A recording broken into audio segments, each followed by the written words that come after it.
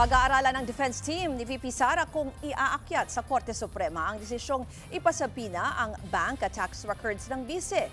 Pero kumpiyansa raw ang depensa na malinis ang mga dokumento ni VP Sara. At live mula sa Senado, may express report si Mobile Journal Arles de los Santos. Arles, explain mo nga sa amin bakit daw kung sakali dudulog pa ang kampo ng bise dyan sa Korte Suprema.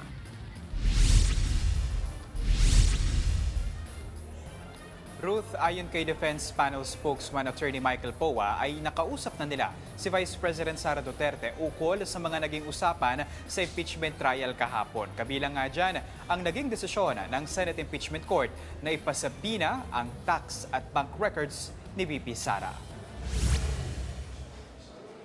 Sabi ni Attorney Poa, hihintayin muna nila ang kopya ng ruling ng korte at pag-aaralan ito bago gumawa ng anumang hakbang.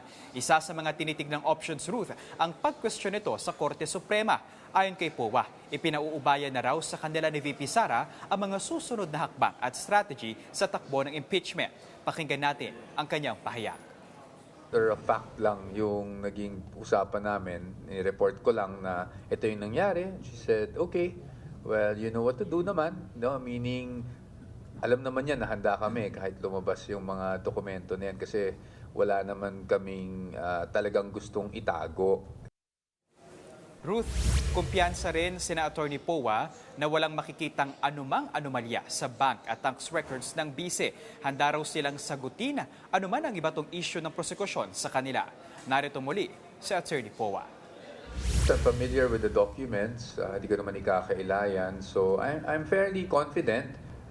Wala naman silang mapapatunayan. No? But whether that will happen or not, it will also depend on the appreciation of the impeachment courts.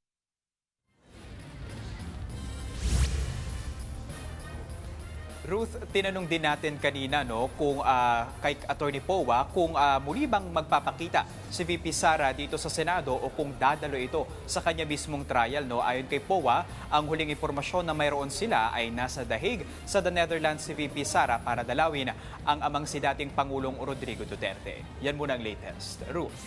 Yan po ang express report ni Arles de los Santos live mula sa Senado.